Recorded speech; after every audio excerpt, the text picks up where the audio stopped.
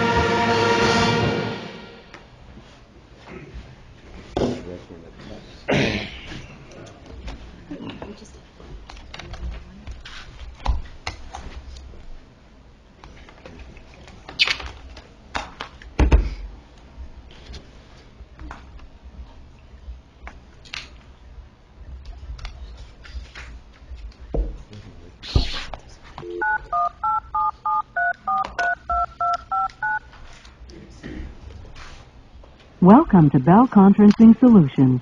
Bienvenue aux solutions de conférence Bell.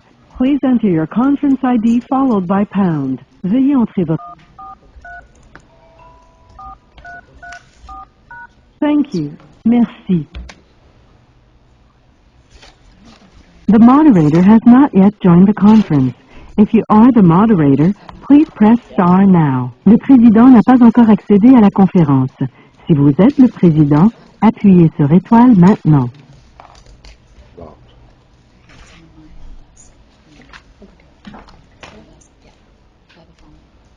We good? Yeah, we'll call him back. All right, Director, do you want to proceed with roll call? Yes. Trustee Buckland. Present. Trustee Garrow. Regrets. Trustee Kirkner. Present. Trustee McPherson. No. Present. Trustee McAllister. Present. Trustee McDonald. Present. Trustee McMillan. Present. Trustee McCray. Present. Trustee Petersma. Present. Trustee Richards. Present. Trustee Swan. Present. Student Trustee Matt Katson. Present. Okay, there a motion to approve the agenda? Trustee Karkner, Trustee McMillan, all in favor? Opposed, that carries.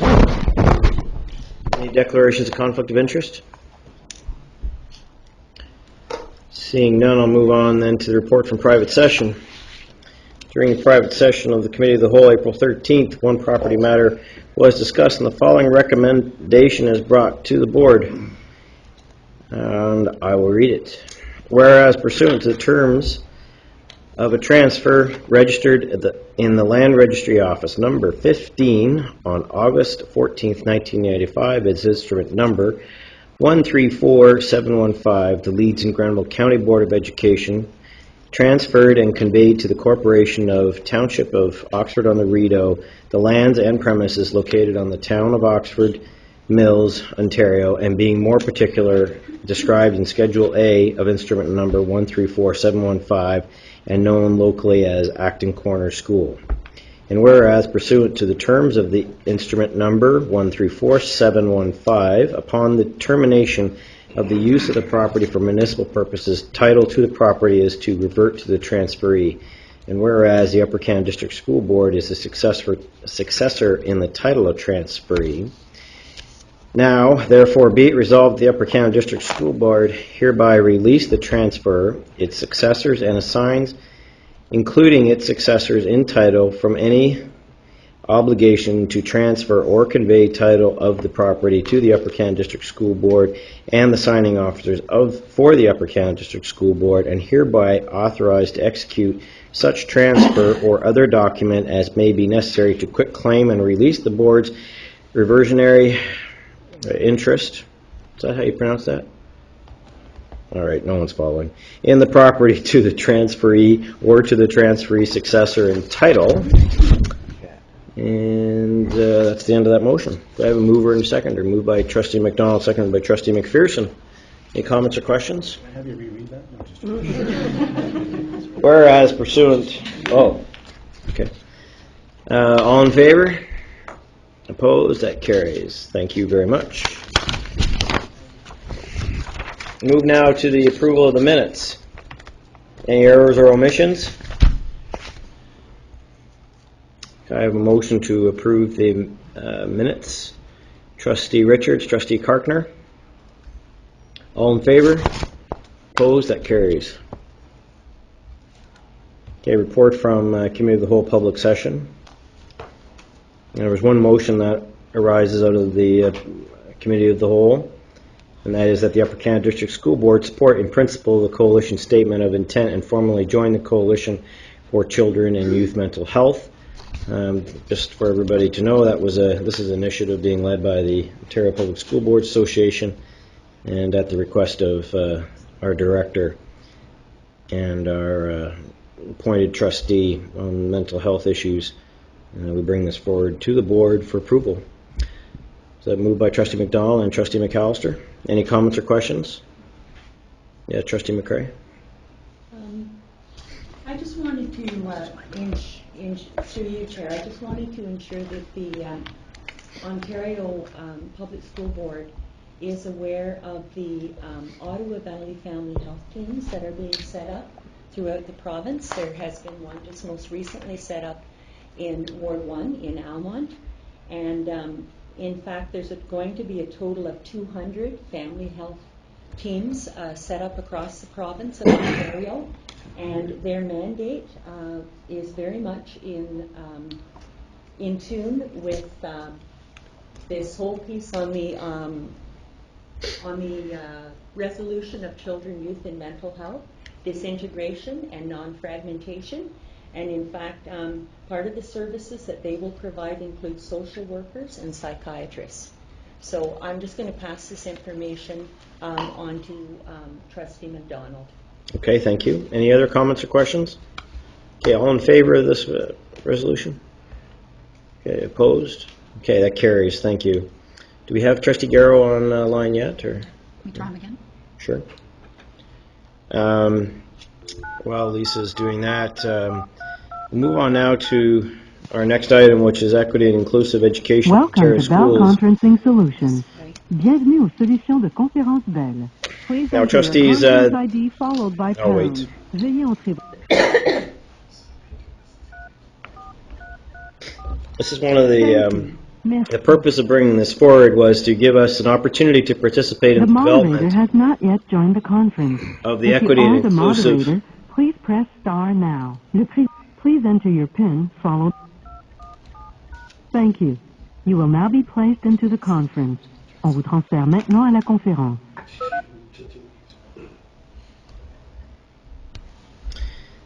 Trustee Garrow, are you there? Okay. You're just going to leave that open, though, right? Okay.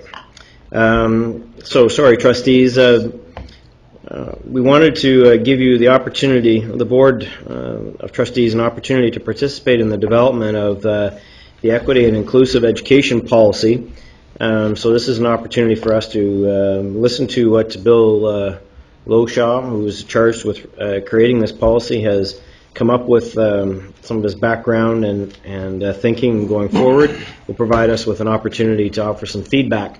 To facilitate the conversation, I'm asking that we move into a session of Committee of the Whole. So if somebody would move that for me, Trustee McAllister, seconded by Trustee McCrae. The reason I'm asking for that is just to facilitate just easier conversation than if we have to adhere to the strict rules of board meeting. So all in favor of moving to Committee of the Whole? All right, thank you, that carries. All right, Mr. Lowshaw, please come forward, and looking forward to your presentation and ensuing conversation. Thank you, Chair Petersma. Good evening, everyone. As Chair Petersma mentioned, as a result of discussion at the Committee of the Whole, I've been asked to share information with you regarding the Equity and Inclusive Education Strategy across Ontario, and to provide you with an update with regard to what we have done to date as a board, and to seek your approval, or your endorsement rather, as we proceed with the development of a policy in this area. To begin, I'd like to talk about the vision of the Equity and Inclusive Education Policy, and it's stated above it simply that all students, parents, and members of the school community feel welcomed and feel respected, and that every student is supported and inspired to succeed in a culture of high expectations. And it's certainly what we want for all of our students, and it's certainly how we'd want... One second, Mr. Loshaw. Trustee Garrow, is that you? Yes, it is. All right, welcome to the meeting. We are just at the item Equity and Inclusive Education. We moved into Committee of the Whole, and Bill Loshaw is making his presentation at the time. Thank you very much. All right, carry on. Thank you. So I believe the vision very much aligns with what we would want for our students, and with the way in which we would want our stakeholders to feel within our schools and school communities. Unfortunately, the reality is that some groups of students may be at risk of lower achievement, and for these reasons, we need to address ongoing issues of discrimination that are evident in our communities, and then reflected, of course, in our schools. And when I say this, I'm speaking from information that was shared at a provincial level, not necessarily with specific schools within Upper Canada. Background information: on April 6, 2009, the Minister of Education, Kathleen Wynne at the time, released the document Realizing the Promise of Diversity, Ontario's Equity and Inclusive Education Strategy. Many of you may have seen this. I believe trustees were invited to an Equity and Inclusive Education session earlier this year, and Trustee McCrae attended that session and provided me with the name of a very good guest speaker, so thank you for that. The intent of the strategy is to help stakeholders understand, identify, address and eliminate the biases and barriers that really limit students' prospects for learning. Barriers may be related to those that I've mentioned, but again, they are related to gender, race, ethnic origin, religion, socioeconomic background, physical or mental ability, sexual orientation, and other factors. So a requirement of this strategy, and really this is the heart of what we're discussing this evening, a requirement of this strategy is that all school boards have an equity and inclusive education policy in place for the 2010-2011 school year. I've been asked to share some background legislation with you, and so what I'm going to suggest is that what is being outlined in the strategy is being built upon previous policy memoranda that include PPM 108, opening ceremonies, that was developed in 1989, PPM 112, Education About Religion, developed in 1990, and PPM 119, that required all boards to develop a policy regarding anti-racism and ethno-cultural equity, developed first in 1993 and replaced in 2009. The legislation, or the policy that is developed, is expected to cover the prohibited grounds of discrimination as set out by the Ontario Human Rights Code, and the policy should build upon existing practices or initiatives, but also take into account the secondary literacy graduation requirement with regard to deferrals, and Regulation 180-198, the identification, placement of exceptional students. So a broad overview with regard to the policy development is that it must meet individual needs, identify and eliminate barriers, promote a sense of belonging, involve the broader community, build on and enhance previous and existing initiatives. And in a moment we'll talk a little bit about our Character Always initiative within our board and about our credo, and account for geographical considerations, local needs, demographics, cultural needs, and the availability of board and community support and resources. So to provide you with an update on what has been done to date, I can share that equity and inclusive education sessions were held last year with principals and key lead teachers. Information was gathered in an effort to identify barriers that we have with regard to this strategy and opportunities. Principals and teachers participated in Equity and Inclusive Education workshop earlier this year. We also have some attending a workshop that is being offered in May, on May 6th in Ottawa. And I believe that Ted Kennedy shared a religious accommodation policy that was developed this year. With regard to the training, there are a number of key messages that have been shared. One, what we've stated is that we're all on an equity continuum, that we must take responsibility for moving ourselves along this continuum if we are to move others along the continuum as well. And that it's okay to be on the continuum, but quite simply, it's not okay to stay where you are. And so we want to move in that regard. I mentioned when I mentioned existing initiatives, it's difficult to talk about equity and inclusive education within our board without recognizing the work that has been done with regard to Character Always and with regard to our living credo that is shown up above, and I'm sure many of you have become quite familiar with that document. We also have a tremendous focus on school culture within our board, knowing that there is a direct link between success at school and the school's learning environment. We know that students are more likely to succeed to their full potential when they feel safe and comfortable within our schools, and that if they don't, then there are a number of issues such as higher dropout rates and lower student achievement that we will need to address. So in essence, education that is based on the principles of and acceptance of inclusion of all students. We're really looking as a board. We have been very proactive in developing a very inclusive approach. And our end goal really is that students see themselves reflected in their curriculum, their physical surroundings, and the broader environment in which they are honored and respected for their individuality. In closing, I'd just like to make a couple of comments, and I think with regard to this strategy, when I think of this, I often think of this strategy in the context of the house being built with regard to education, being developed to the point that it is, and for us to be where we're at. But with regard to this strategy, I think we're really going back to make sure that the foundation is built the way that it should be built, and to fix it if perhaps it needs to be fixed in some way or another.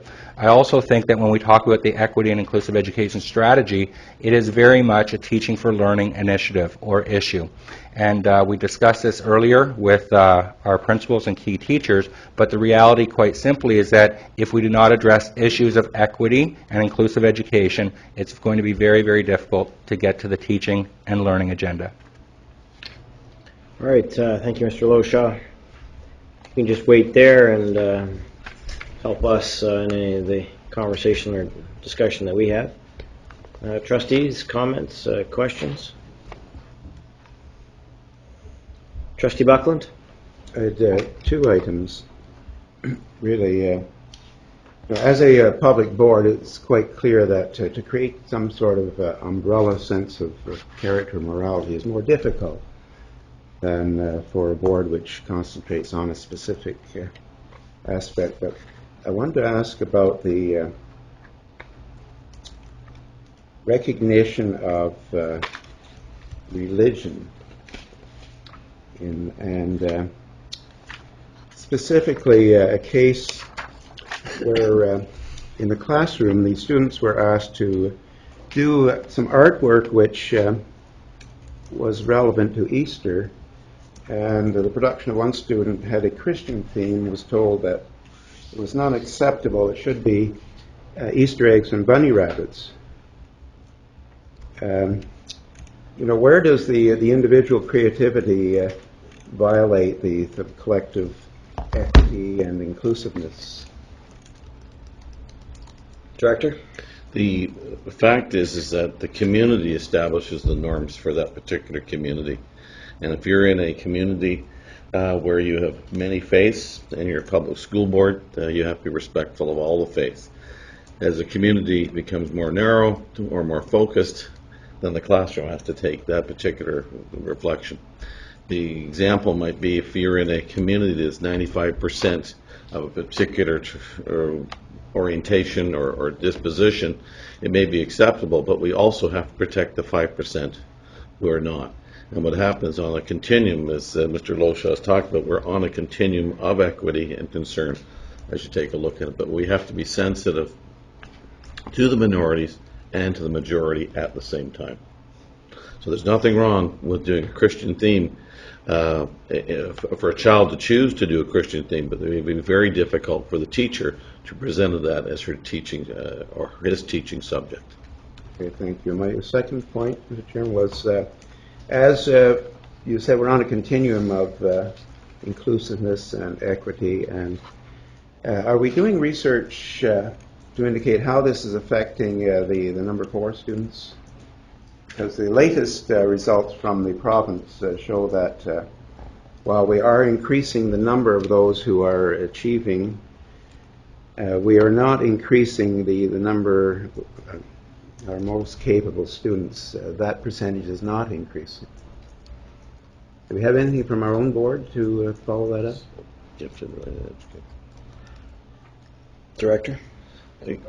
Trustee Buckman, could you go a little further with that? Are you talking about identification of gifted learners? And well, we're marking on a 1, 2, 3, 4 level, right? And we have apparently increased those who are working at the number 2 level, but we have not, there's the Ontario evidence, but we have not increased those operating at the number 4 level on these external tests. I don't have that data right in front of me now, but we could come back and give you a full report on that, about our board and the province on that singular question. Could we not, Phil? Well, my only question is, are we looking at this? That's what I'm... We're looking at data. We're looking at data all the time. And particularly if you're talking about identification of gifted students, we have a comprehensive tool that we use in the grade 4s to identify our grade 4 population of kids who perhaps on the spectrum of intellectual acquisition are at a very high level. The level 4s in our classroom, so a lot of the teachers do that in their daily assessment to determine, and I know in some of our best practice, there'll be models in the classroom what a level 4 looks like, level 3, level 2, etc. as we go to it. But to be very specific and exact, I'd like to come back and tell you exactly the answer to your question. Okay, thank you. I appreciate that. Sir, could you just connect this for me to understand how this is germane to this particular policy, though? Yes, well, we are including equity and inclusiveness in every aspect. So we seem to be catering to other levels that I hope we are continuing to cater to the brightest students and challenging them, because it does not seem to be improving at the provincial level. Okay. Any other comments or questions? Trustee McPherson. Do you see a possible linking or a tie-in with our character education initiative on this? Like when I read through what you've identified as barriers, I somehow automatically look over here to our right wall where our character traits are listed. So I'm assuming this is going to be quite a linking. Through you, Chair Peterson, I'll respond by saying that we see a very strong link between Character Always through that initiative and this policy. And we have since the very start, and we haven't been the first out of the gates in the development of this policy because of the great practices that are in place. We're expected to build on existing policies and also to build on existing initiatives, and that's exactly what we're going to do. And very similar to the way in which our Character Always initiative rolled out, I guess I encourage all of us to look within first. And this is a strategy where very much you could look outward and look at the issue, but I think we must first look within, challenge ourselves, or look at our own belief systems with regard to equity and inclusive education, and move forward from there. Trustee McAllister. Bill, I'm wondering if you could identify some of the elements of a policy. What would it look like on the ground in our schools, in the board office, and on this board? I'm going to refer to a slide that that I shared earlier, and then hopefully move toward answering your question more specifically through you, Chair Petersma. The policy is the practice that goes on within our buildings, and we have a tremendous focus within our board on recognizing all. And when we talk about our 90% graduation rate, we account for successful pathways for all students. We also have an approach with regard to our teaching for learning that encompasses the needs of all students. So in doing that, I quite honestly have the pleasure of approaching this as a first policy with regard to my involvement in the development of it. But I immediately think when you ask about what this looks like within our school, I think beyond the policy, I think it's the key messages that are shared, and looking again at existing practices. And for example, when we talk about inclusive education, do students see themselves reflected in the curriculum and in the activities that they're asked to complete? Are there physical barriers within our buildings that we need to address? Do they see themselves in their surroundings? And simply, are they immersed in an environment that respects and honors their individuality? Thank you.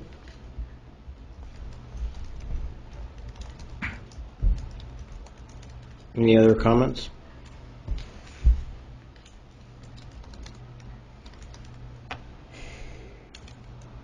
All right. Okay, go ahead. What's the time frame for developing this policy? 2010-2011 school year. Thank you. 2010, 2000. What'd you say? And This school 2011. year. Yeah. Okay. Before the 11-12 school year. Yep. Okay. All right. Well, thank you very much, Mr. Loshaw, for making that presentation. Thanks, everybody. Very much. We'll look for a motion to move out of Committee of the Whole. Trustee McMillan, Trustee McDonald, all in favor? Opposed? That carries. Okay. Great. Thanks, everybody.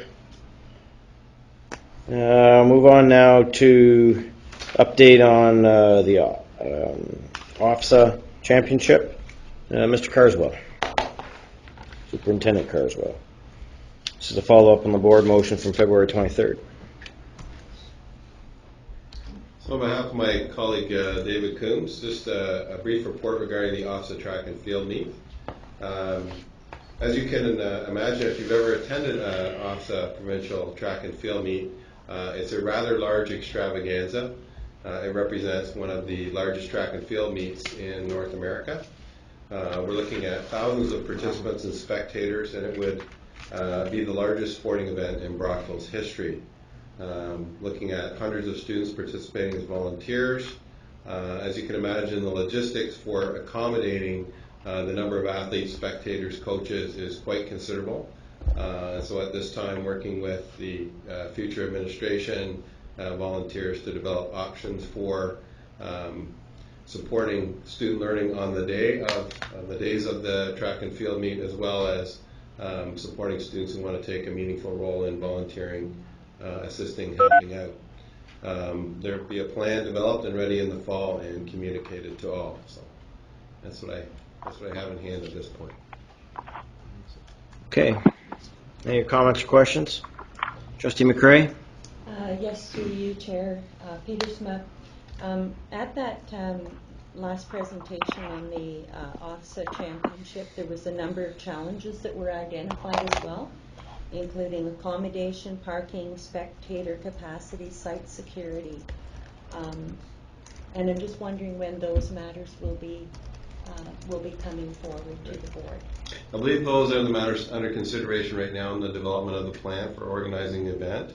I believe the timeline for communication is fall. I don't have a specific date in hand, but I can certainly inquire of David if one's been established.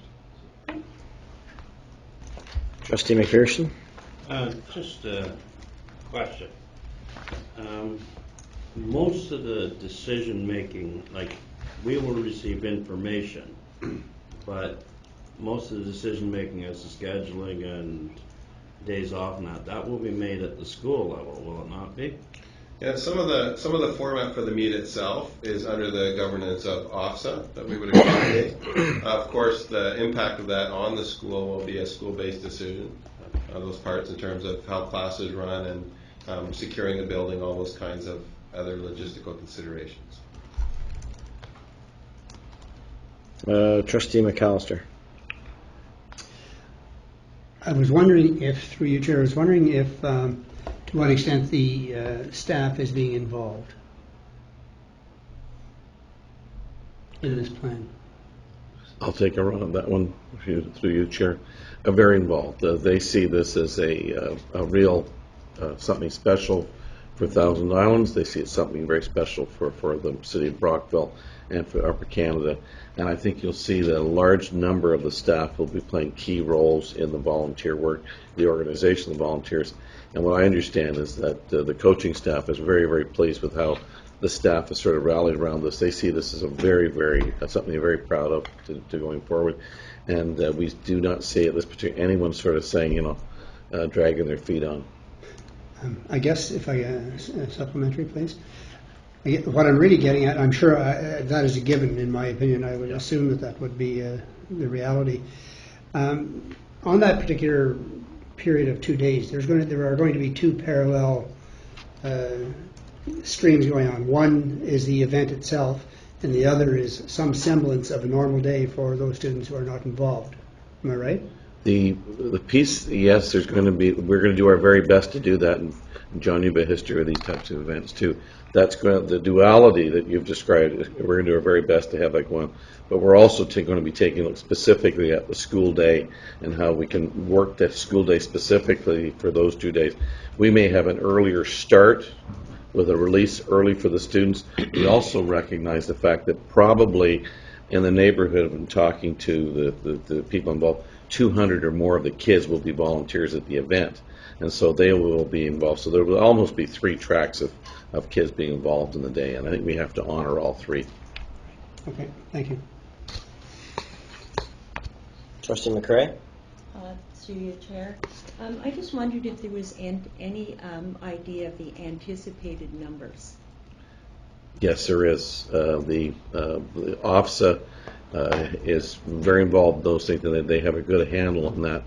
In fact, our local area, the bed and breakfasts to the hotels, they're all anticipating from Gananoque right through to potentially all the way through to Morrisburg that the rooms will be full. In fact, there may even take some rooms in Ottawa that parents may be taking time to go in. It's going to be quite extensive.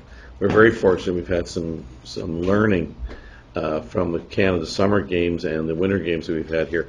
The other piece that is we're very fortunate to have is that with Ron Tottenham, our manager of transportation, is that we've had 2 occasions where they've had to lean on our transportation. One was at the Canada Games, but the other one was tragically we had the death of a young RCMP officer, and we had literally on a day in Brockville, I believe in the neighborhood of 10,000 police officers from across North America, and our transportation people ran the entire. We actually ran transportation for Brockville and region that particular day, and that's why it went as smoothly as it. So we have some experience, and we'll lean on it that particular for those couple of days as well.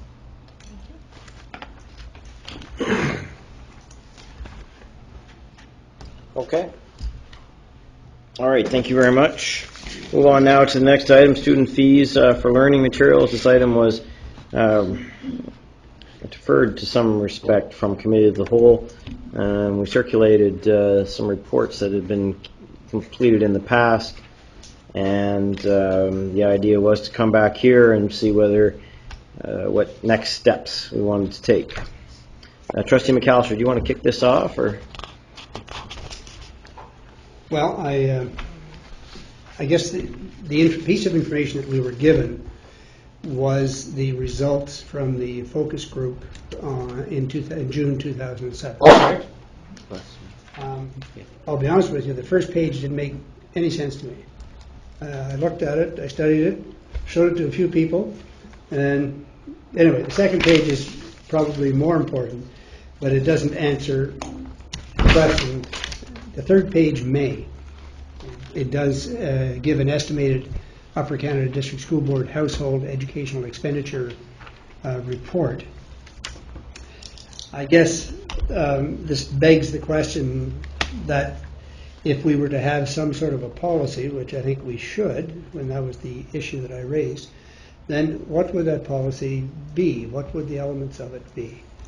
And I know what, I've done a significant amount of research on it with regard to the ministry guidelines, what Parents for Education think, what OPSPA has recommended, but I think we're prepared, somebody should be prepared to step up to the plate here and start outlining the elements of a policy for Upper Canada. Maybe we have an obligation to provide a bit more direction for that policy. However, I'd be interested to hear what others have to say. So I think the first question we should probably look at is there a feeling that we should have a policy? So that's probably where we should start to make sure that we're going down the right path. Trustee McCrae? Through you, Chair, I think that we should have a policy. I think that we should use a very common sense approach towards this policy so that we ensure that we are not going to lose these incredible programs that we have at some of our schools that provide specialties in the arts and enhancement in physical or recreational programs, like was mentioned by Matt Castleman about the rowing team and those types of things. I also think included in that we need to be very receptive and respectful of the comments that were made by Trustee McMillan, that there's a lot of people out there hurting. But I think if you go through these recommendations, there are a lot of very important points, and I think that basically from those we should be able to devise a policy that is realistic for our board. They stress, the importance of the activities being cost recoverable in most cases. They make recommendations about there always being an alternative when there's trips and those types of things for students. They make a lot of very good recommendations. And I'm a bit of the same feeling of Trustee McAllister. I really didn't get a lot out of this, as I believe you had said, Chair Petersma, that at the previous meeting, that you didn't believe the group would get much out of this focus group presentation of June the 19th, 2007. It's very hard to decipher, except for that one page that has already been mentioned. All right, thank you, Trustee McCrae. Trustee Swan? I'm just concerned. I guess it's my understanding that the ministry is still discussing this and is coming back in the spring to discuss it. There's a lot of ambiguity about what fees are charged and what are not yet. They use the word may a lot or should. I'd like to see where the province goes with this. I know People for Education went back to them after they released their initial report and made some recommendations. I do think we have to be very careful if we draft a policy, that we don't create huge inequities between various schools. Some of them don't have the fundraising capacity, and then where's the money going to come from? And the loss of programming I'm really worried about. On the other hand I do think it's good to track these fees, and that's what's been suggested from what I read of the report. And maybe we could wait till the spring, see what comes out of that, and see what fees they actually want us to track before we kind of put the cart before the horse. So if I understand what you're saying is that you're not in favor of us proceeding at this point with looking at a policy, but to wait and see what the province says first. Okay, thank you. Trustee McPherson. Again, I caution you. I don't know if anybody's heard of St. John's Music, but they have built a substantial business renting musical instruments to parents of school children. When you read the provincial paper, you will kill the music program in a great many elementary schools, because music is mandatory for grade 6, 7, and 8 in a great many elementary schools, but the instruments are bought or supplied by the parents. That draft from the province, I read it once and I said, sorry, there goes music at most of the small elementary schools. Strangely enough, my son wrote an essay entitled, Why Should Parents Have to Pay for Instruments? He's taking the other side of the argument. But I agree with Lisa. I think we should put the brakes on and wait to see what the province comes out with.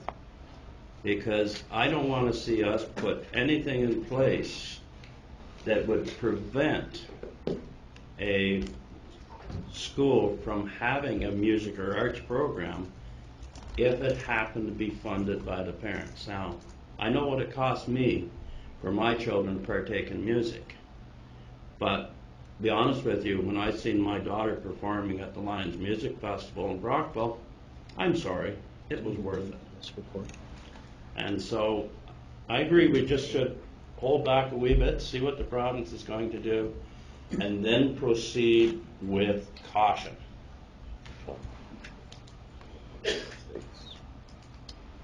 Trustee McRae?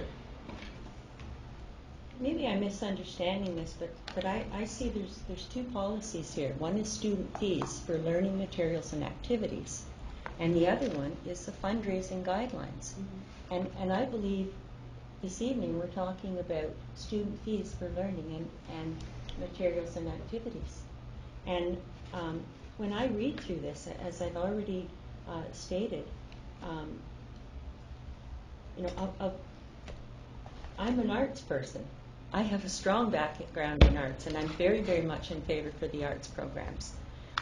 All I'm recommending is that when, if we decide as a group that we're going to write a policy, that we keep this in mind and use a common sense approach to it.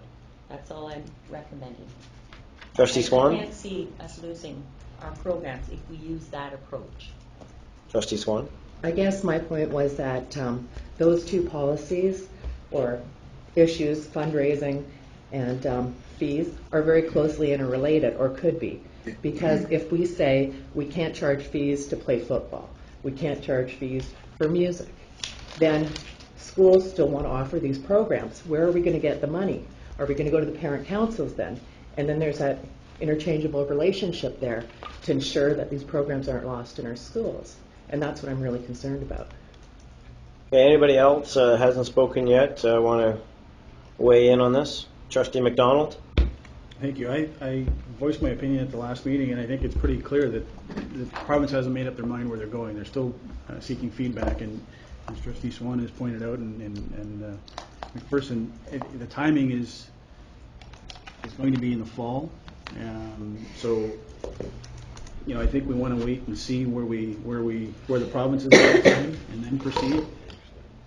The other concern I have is I think we realize that there are students that are affected by the socioeconomic situation that they're in. The reality is that we have those students taken care of right now. I mean, there is a practice in place, and just by putting a policy in place doesn't mean something different is going to happen.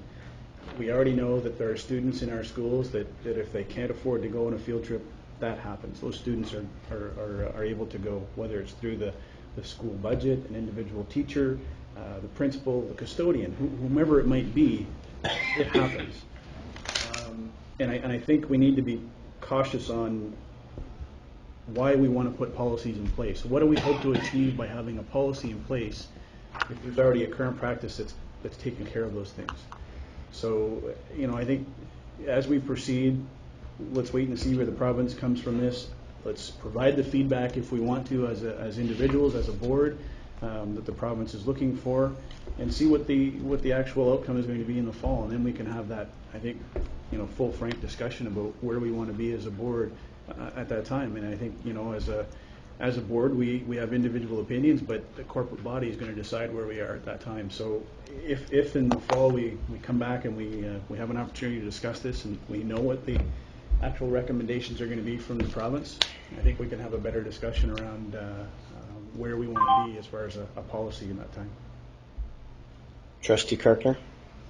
I agree that we need to wait, but I also am concerned about the equity in the different schools in our board. The fees seem to vary from conversations I've had, and I've been approached by parent councils to make comment on this particular paper that's come forward. And my comment right now is let's wait and see what they come back with in the fall, and then the board will have conversations about that and come up with either a policy, guidelines, or whatever. But I think it would be premature to discuss it with the parent councils now that I'm being asked to talk about when I go to the meetings. But I am concerned about the equity in our high schools, especially with the fees and accountability as to, are the fees actually used for what they're collected for? Student Trustee Castleman? I just wanted to make a comment, and this is just, for when we do decide to develop a policy, this is something that I was talking to a few friends about a couple of weeks ago, and I had mentioned that we were discussing this.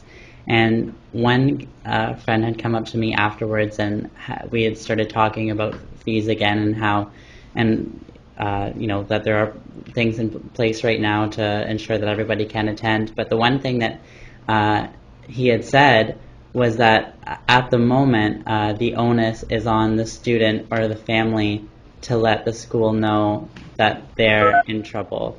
And he said that that's very embarrassing for him. So I do realize that there are programs in place or plans in place to ensure that everybody can go. But I would like to see that when the policy is developed, that there is something put in place to try and have the staff at the school sort of look out for situations like that. So it's not on the student or on the parent to go and say that they need help, because I didn't even think about that before. So that was one thing that I just wanted to mention. Trustee McCray? Through you, Chair. One thing I just wanted to say is actually when you do read those, and that important piece that Trustee Castleman has brought forward is in fact in that policy, and it's the dignity of every student, and parents should be honored in the school fee collection process. So that is, hopefully that will be part of that when that happens. My other question is to you, Chair, and that is, do we have any idea from the ministry, like with everything else, there seems to be deadlines. Is there any? Do we have any idea of what the deadline on this policy is, or where we're going with that? Our understanding is that you probably won't see it prior to the election. Okay. It would be a post-election thing. Trustee McPherson. Just in response to Trustee Castleman's remark, I've had a great many conversations with my principals, and I'm absolutely amazed how they have their pulse on the heartbeat of the school. It's amazing how a principal can identify every student in the school, and the process for supporting those that cannot pay is so low key that it just happens. There's no child left behind on a field trip. There's no child without an instrument for the senior band if they're good enough to play in the senior band. And that's the way it's always been since I became a trustee. It just has happened. And maybe it's one of those things that maybe we'll get a policy in place at some point, but it's one of the things that has simply happened so seamlessly. Principal is just right on top of everything, it seems. Any other comments? Director? Just from administrative point of view, remember, as we create policy, there's nothing worse than a policy that is in non-compliance by almost all. You state and create a policy, and then no one follows it because it was either dated, and sometimes, and we have all kinds of policies that in 1998. It made sense, worked out. 2008, it just isn't the right thing. So well, I'd be very careful as to watch this, and then in creating a policy that you will have school councils automatically ignore it. And so, as Trustee McCray had said, you have two issues here. You've got the issue of school fees, and you also have the issue of talking about fundraisers. And we do know that in our communities that there is inequities. Some parents come together very quickly, and you've got a swing set and everything built in the backyard done like that. And you've other communities that's going to be a lot of hot dogs to be sold over many years to get that. And I think you have to think about, you have to be able to balance both of those realities in your policy. Okay. All right. So, Trustee McAllister. I agree with the consensus expressed around the table here that there's no particular rush at this time, and that to come up with a policy immediately would be premature and thoughtless, frankly. Second thing is, I disagree with Trustee McPherson when he claims that it would negate existing music programs or the like. To me, that is not the issue here whatsoever, and that should not happen and will not happen if I have anything to do with it. Thirdly, there are some questions out there.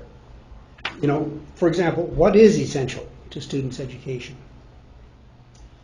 And should all students be able to take such courses as art and design technology? And given increasing concerns about young people's physical health, should fees for physical education courses be banned? Should there be a provincial cap on student activity fees? Do extracurricular athletic fees exclude students from low-income families? So these are some questions I think that need to be addressed by a policy. But this particular policy came out, or the guideline came out only in March 2011. So there's no great rush for us to jump here.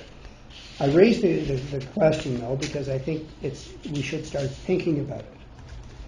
The guideline, or the outline, is very good in that there are the guideline addresses 4 basic topics, such as the guiding principles, the fee charges, best practices, and accountability to the school community. I think those are excellent guidelines and principles to have in a policy. And we don't have to do this tonight or tomorrow or next week, but I think it's time to start thinking about it. And I would quite agree with Trustee Swan to defer it until when? September, October? Okay, what I would recommend is that why don't we get the motion on the floor to start with, that a motion to the effect that the Upper Canada District School Board request administration develop policies with regards to student fees and fundraising? No, student fees for learning. Student fees, just student fees? Yeah. Go ahead. Can I ask for a report as opposed to a policy? Just let me follow through with where I'm going, okay? Because he did ask for a policy, okay? That was the original request. That we get that moved and seconded, and then we take on a motion to postpone to September, October, November, and then we redress it at that point. And at that point, we should have better information as to where the ministry is, and at that point, we can decide whether we want to amend that and go to a report or go to a policy development. I mean, we can ask for a report, but whatever. We should get something down and then postpone it. I fully agree, if I could, Chair. And the reason I think it's good to have it on the books is that it's there, it's on the books, right. And we can defer it and then deal with it at a later date and work on it in between now and then. So what you're saying you'd rather, instead of policy, it's a report? Yeah, because my rationale is that we have no idea what the guideline is going to say, so we're going to direct administration to go and develop a policy. Well, not yet, but right now that's down the road. That's the potential. Yes. So that's what the motion is going to do. I think in order for us to really have a good debate about it, we would need to have some feedback from administration about implications on having such a policy. I think one of the things we're forgetting here is that if we put a policy in place, some schools may benefit some students, some families may benefit from it, but others are going to be impacted by it. Are we prepared to do that? What's the fallout going to be? And I think those are the kind of conversations that we have. So if we just blanket say, administration prepare a policy, we're not going to have that. But we're not voting on that motion. Yeah, you are. No, I'm voting to postpone that motion. And so next time, whenever we come back, if we say October, then the motion on the books will start off with a discussion on the motion of whether we want to create a policy. That's where we'll start. We're essentially going to start with the conversation that we had tonight, but with the benefit of what the ministry has, with the information the ministry has provided. So we're not, all we're voting on right now is to postpone discussion any further on whether we want to have a policy. I guess what I'm saying is you're doing that in the hopes that the second motion comes, right? So we're going to put the motion on the floor to have a policy? No, I don't think we're in hopes. I think it's just technically, I'm not sure that I have consensus around the table that there should be a policy. I have consensus right now that this is not the right time to discuss it. That's what I have consensus for. I don't have consensus that we have to have a policy. But that is initially what, without the, I didn't ask as general practice for a motion to be put on the floor before we discuss. But the essential motion or topic that Trustee McAllister put on was the formation of a policy. So I'm just drawing it back to that and then just formalizing it in terms of putting a motion forward to postpone. So we're not at all saying we're going to have a policy. We're just going to postpone any further conversation on the topic until that point. And then when that point comes up, we will start from this point with the benefit of the ministry. So give me your proposed motion again. Okay, so in theory, right now, what we've been discussing is Trustee McAllister's suggestion that we develop a policy around student fees. And then I asked whether we came back and asked whether we even wanted to have a policy. And then the conversation went from there to, well, we don't even know what the ministry wants yet, so maybe we should wait. And so the procedural extrapolation is that we would postpone this conversation until we have the benefit of what the ministry is to report to us. So the actual motion is going to be read as the table. That's right. That's the motion we're going to vote on. That's right. But you can't vote on a motion to postpone until you have a motion on the floor. See, that's my okay. Okay. That's my fears because I think we need to have the report, the information, as opposed to having the motion. Next. You move the first part. Suggesting there's no amendment guarantee before the the second part's motion is presented. You mean which is the second part now? The policy? No, the table. No, we're voting on the motion to table. Okay. And once we vote on the motion to table, then any further conversation on the policy stops. That's gone. You're going to have a mover and a seconder to have a policy, Yep. and then you have a mover and a seconder to get tabled. And then we vote on the tabling, because that's a preferential, Fair enough. it's a privileged motion. There's no guarantee that you're going to get a mover and a seconder for the tabling, is what I'm getting at. Well, we'll put it on the floor and see if we can get it. That's all I'm saying. And that's- Okay. So, go ahead.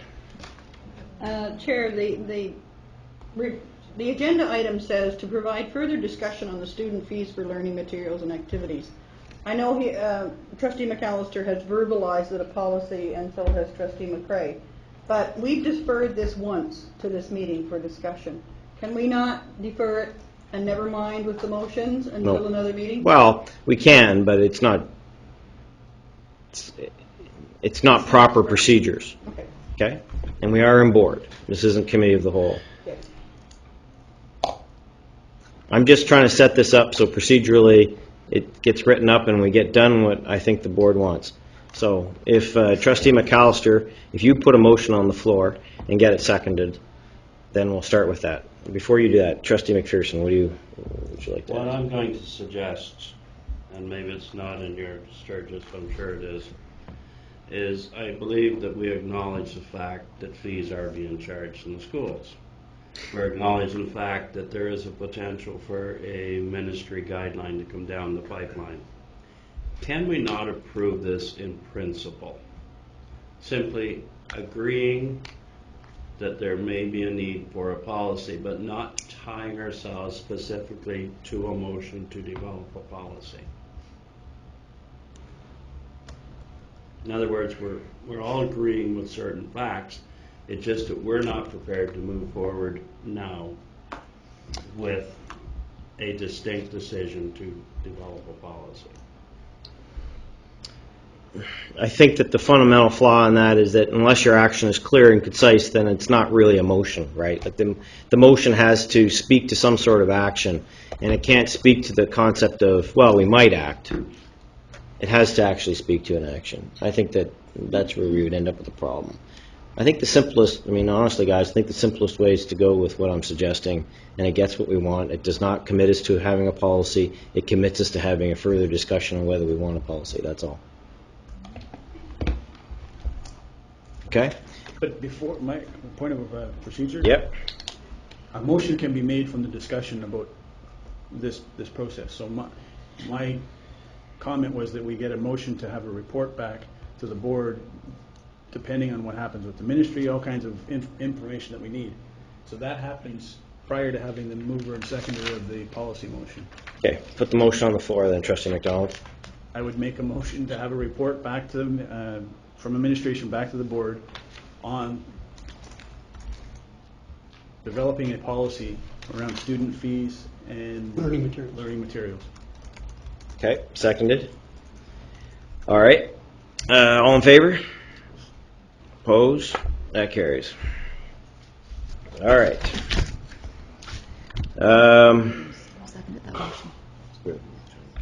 Chair Peterson? Yep, go ahead. Yeah, okay, I'm in favor of that. I have to leave right now. Okay. I appreciate the discussion that's been going on about the fees. It's very important, and I like the approach of deferring and at least waiting till the province provides some direction. The guidelines are clear, but the policies I get a little nervous with. Okay, so I have to leave now. Thank you very much. See you, Peter. All right. We'll move now on to the report from special education. That would be me. The SEAC, we met on Tuesday, April 12th here at the board office.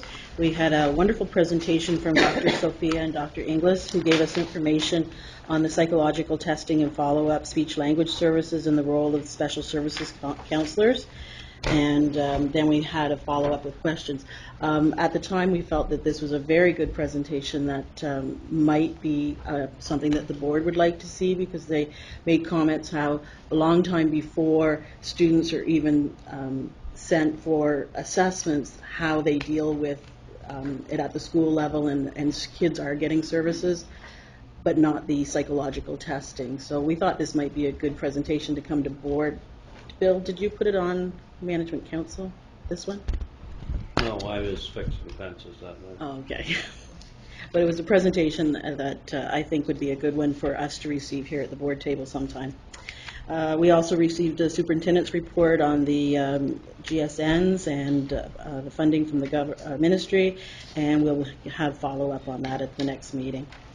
We did, SEAC have a letter that they are sending off to the ministry. It's a special education funding letter, and this was a result of the budget presentation given to SEAC in February by the Director Thomas and Superintendent Gales. And a letter was drafted, and SEAC looked at it and approved the draft, which was then forwarded to the chair of the board. And our SEAC, we moved to have it forwarded to the ministry. The SEAC also felt that recommends that the Board of Trustees might want to write a letter to the Ministry of Education outlining the concerns and challenges, or the changes which would increase the proportion of the special education funding generated by the MOB statistical prediction model. So we're asking the board, SEAC was recommending that the board also consider writing a letter. So that's up for discussion with the board. Okay, any comments or questions? Trustee McAllister? I fully agree that the presentation given by Dr. Sophia and Dr. Inglis was extremely informative. And I ask your direction, Chair, do we need a motion to, from the board to have them come to a meeting in the next month or two? We don't need a motion. All right. We'll just schedule it in. You got that? Yeah. Okay, on the letter idea raised by Trustee Richards. What's the thinking there? Okay. Is the letter going to be written? Do we need a motion of support, or? The SEAC is recommending that the board write a letter, so it would be up to the board whether they take that recommendation and move forward with it, or whether they don't. So it would be a board decision. I need a motion to do that. I would move that the director be directed to write a letter as per the recommendation in the SEAC committee. It would be signed by the chair. Chair. Yeah, he asked me to write the letter, and then I asked him to do it for me. Okay. And I'll second that. Okay, so moved by Trustee McAllister that the Upper Canada District School Board send a letter from the chair to the minister outlining their concerns on special education funding, seconded by Trustee Richards. Any comments or discussion on the motion? All in favor? Opposed? That carries. All right. Chair, Yeah, go ahead. Can I? Sorry.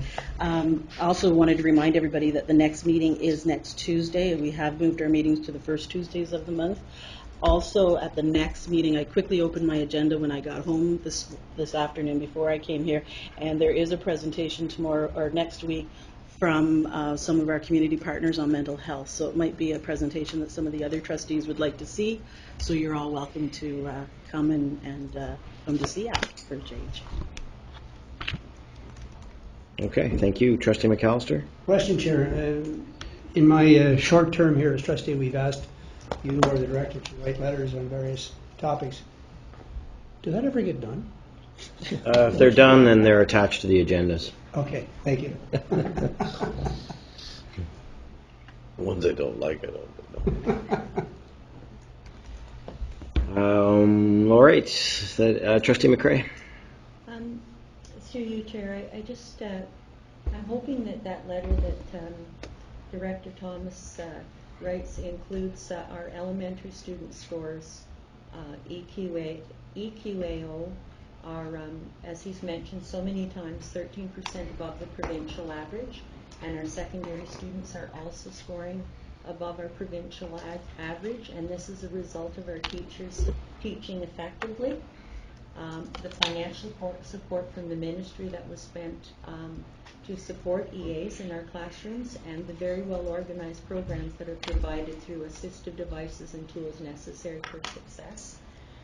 And I know Director David Thomas has on numerous occasions brought to our attention the time, effort, and expertise which our staff have devoted to the assessment strategies. And this includes our IEPs, considering how it is connected with the Ontario curriculum, the report cards, and ultimately the success of our students.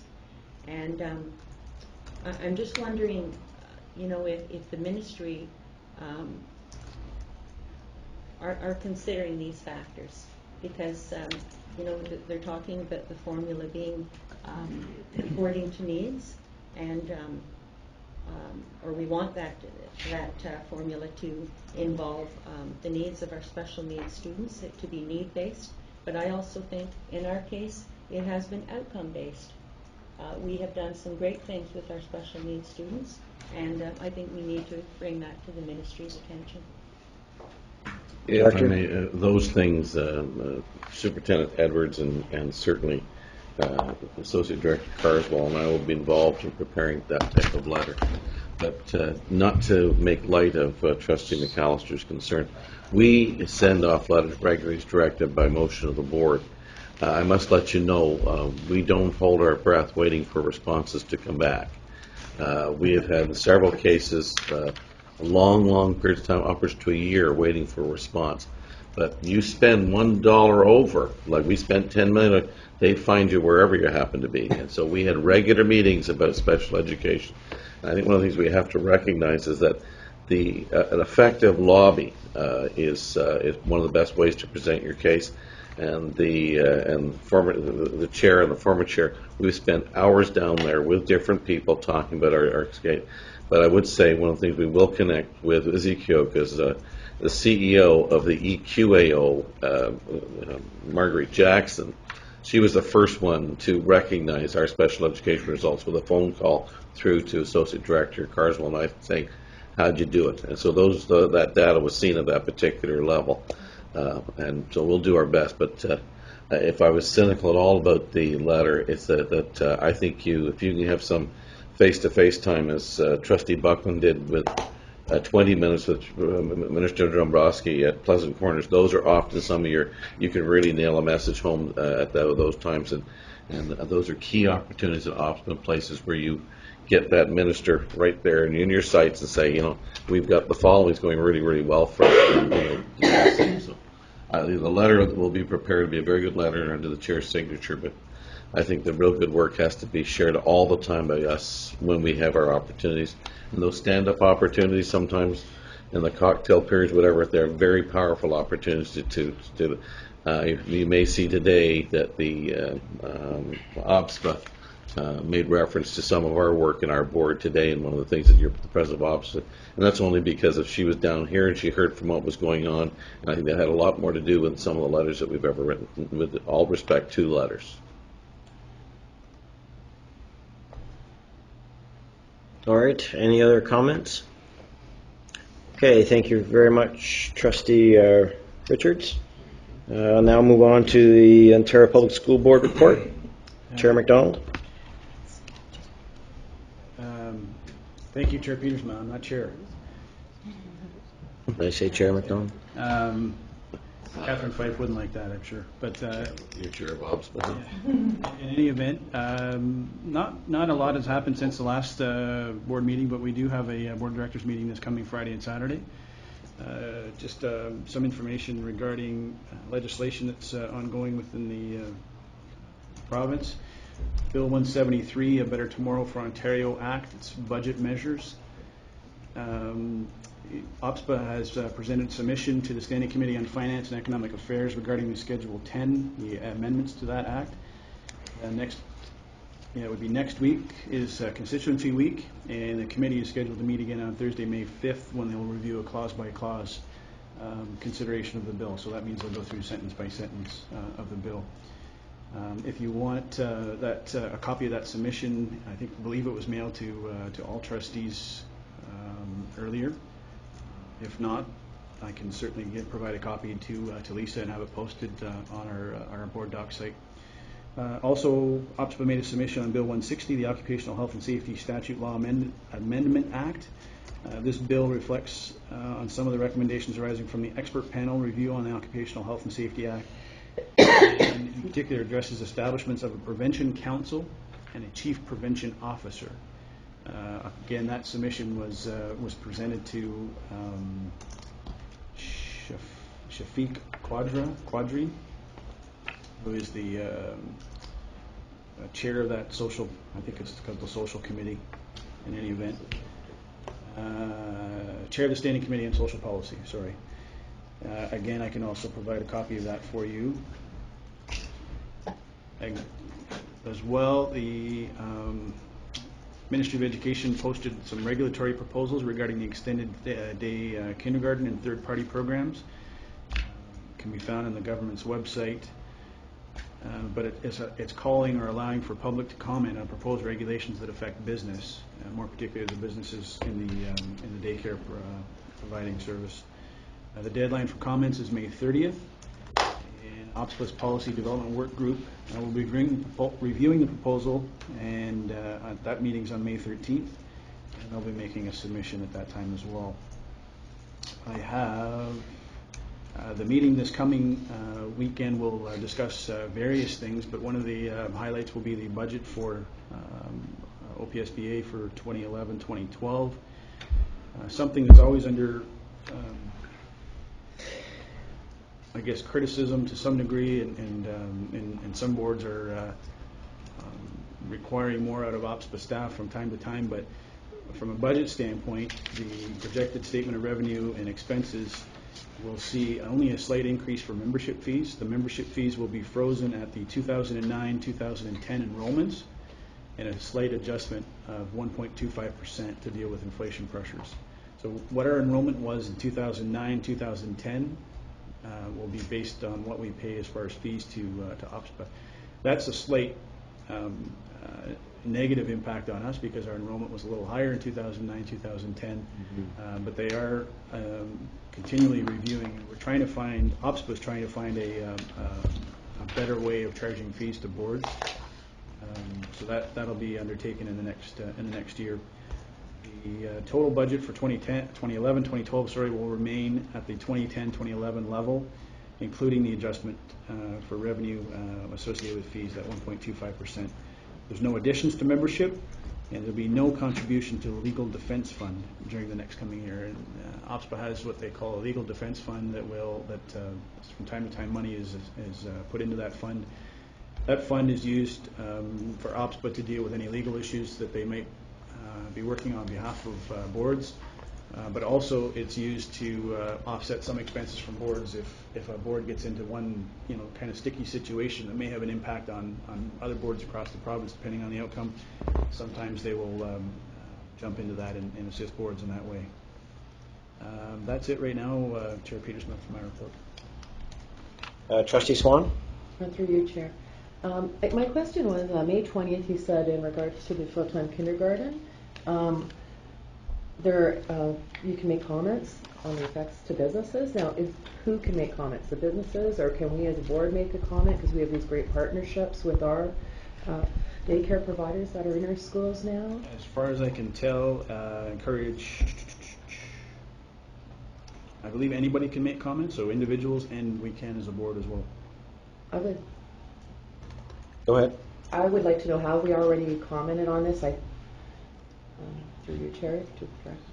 I would say, from my perspective, with Mr. Carswell, if he can keep a straight face, I think they understand our position better than any other position in the province.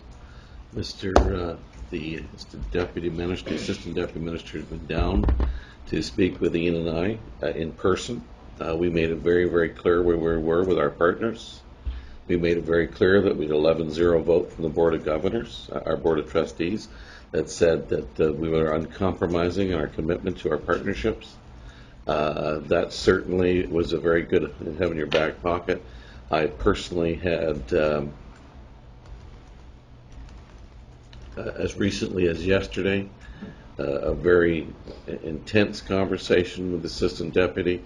I would say that they understand our position, that we've also spoken with Jim Brunel at length about this, the member in the Cornwall area, and Jean-Marc Lalonde has thanked us for the tenacity that we've used to respect our YMCAs, our smaller partners, and in fact other places where we've been in partnership for with our legacy boards, 25 to 30-year partnerships and so forth. I think you're going to see some change in how it's going to come out. I hope that they respect our model. They haven't said that. What they have said right now is they're allowing it to go forward for another year. They've made it very clear to me that we're not in compliance, but as I push back strongly to Mr. Grieve, neither is the French Catholic Board or the French Public Board, and when you bring them into compliance, then you can give us a call in some way. On this particular one, he understands that this is an awkward position to be in, but the fact is, as I sit here right now, our co-chairman's board is moving into places for all-day kindergarten, different places, and you have asked for the senior table to be responsive and nimble to respond, at the same time protect the interests of our community partnerships, and that's what we're doing. And I would say, Ian, you may want to comment. I think that they clearly understand where our board is. Would you like to comment?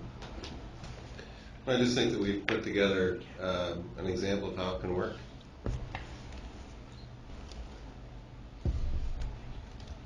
Okay. Any other comments or questions? Trustee McCray, I think you had your hand up.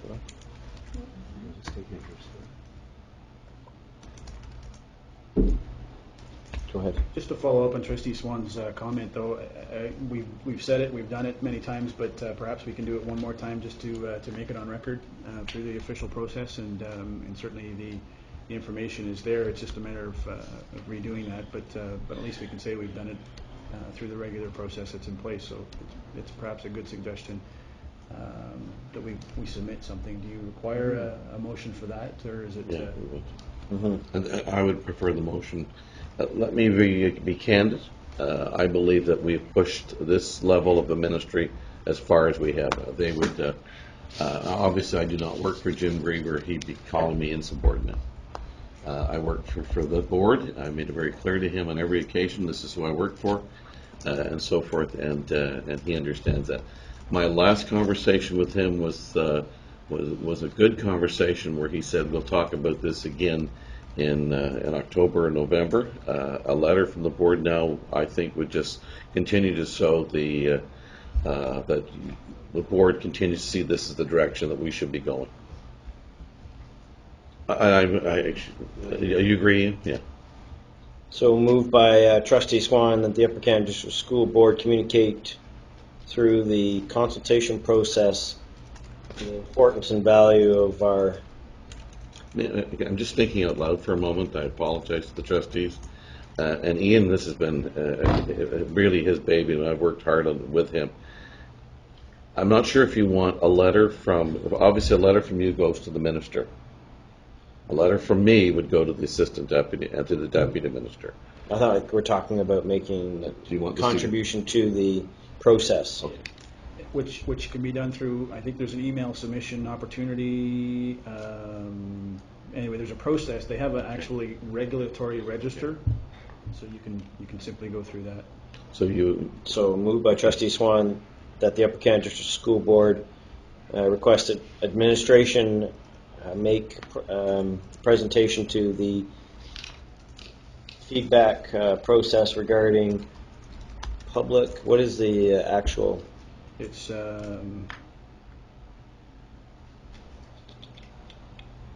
public comment on proposed regulations that affect business surrounding extended day and third-party programs. Okay, so insert that in my rambling. Does it need to say any more? It's pretty well. Second that, yeah. Oh, you want that again? Yes. Public comment on proposed regulations. Public comment on proposed regulations that affect business through the regarding extended day and third-party programs. I guess we can be specific, associated with full-day kindergarten. Or I guess extended days would capture that. I think that will be a good way to do it. Seconded by Trustee McDonald. Any comments or questions? Okay, all in favor? Opposed? That carries. When you do send it, just send us a copy of it. Well, it come under your signature. Ian and I will prepare it. It'll be from. Sure. All right. Good. Any other business arising out of the Ontario Public School Board report?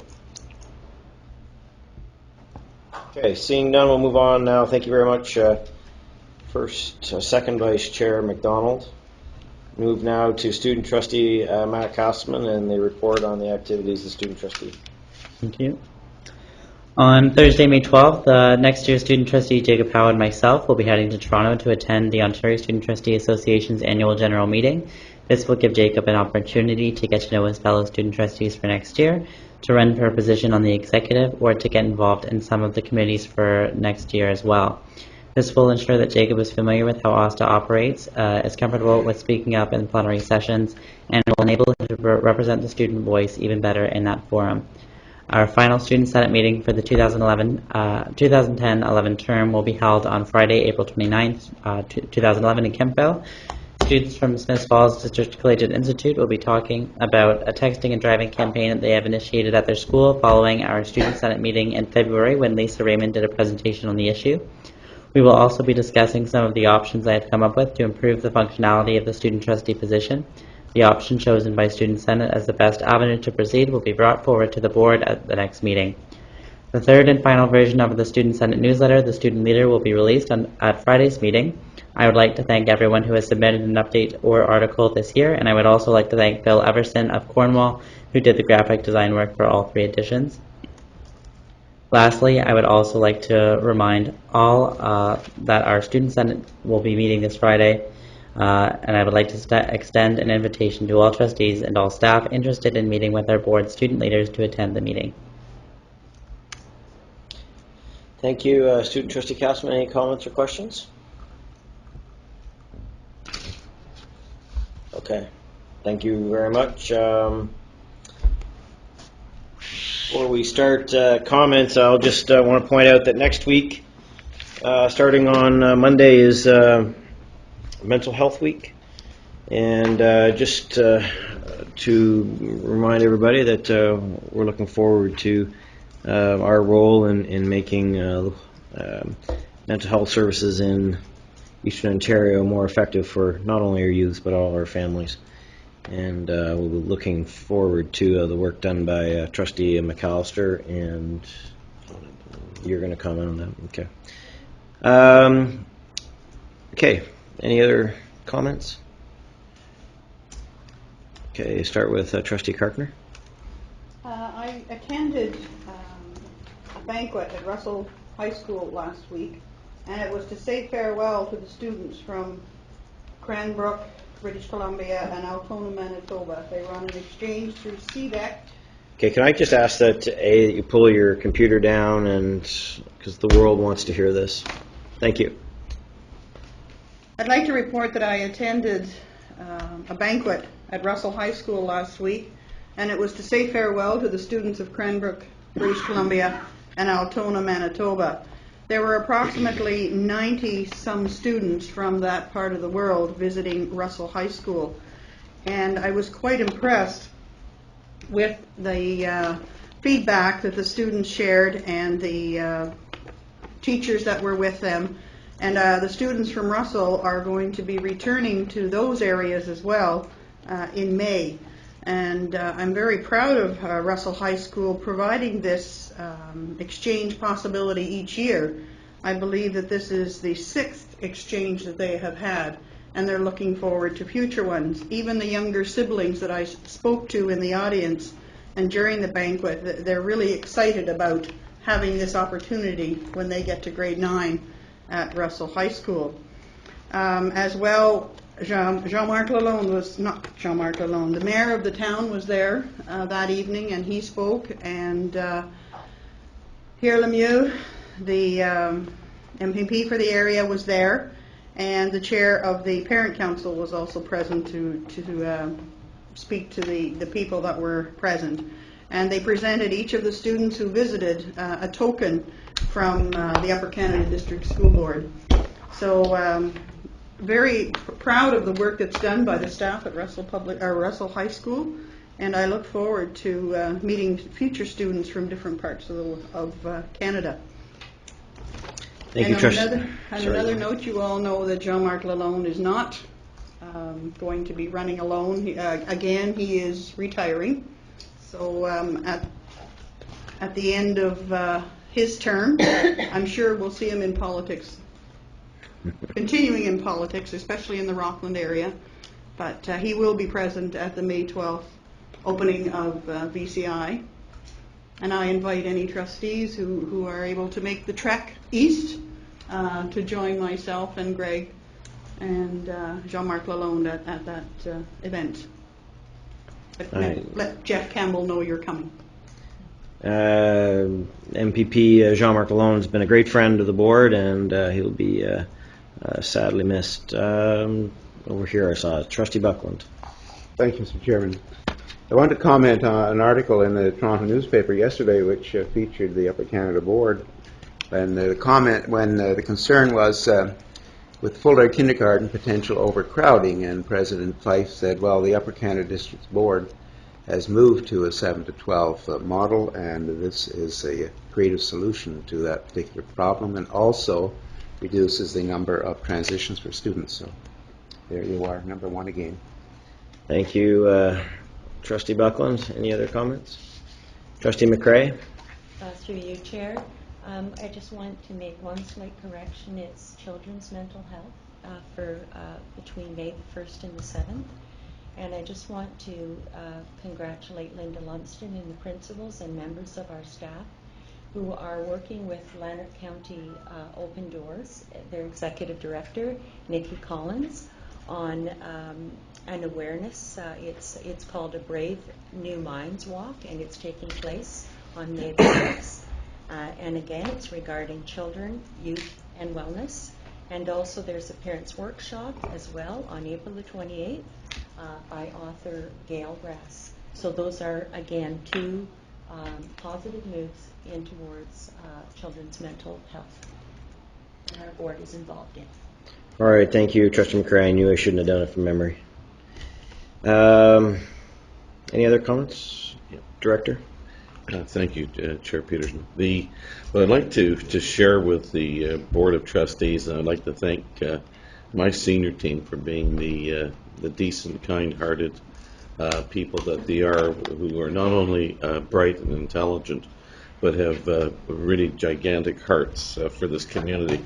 Today at Strategic Council, we bit into the issue of child mental health and mental health period in Eastern Ontario from our perspective around the senior table. And we had a heartfelt discussion, and I'll share some of the pieces with you so that you understand. I know that it's very important for Trustee McAllister to really understand what the team is talking about, and let me share this with the full board.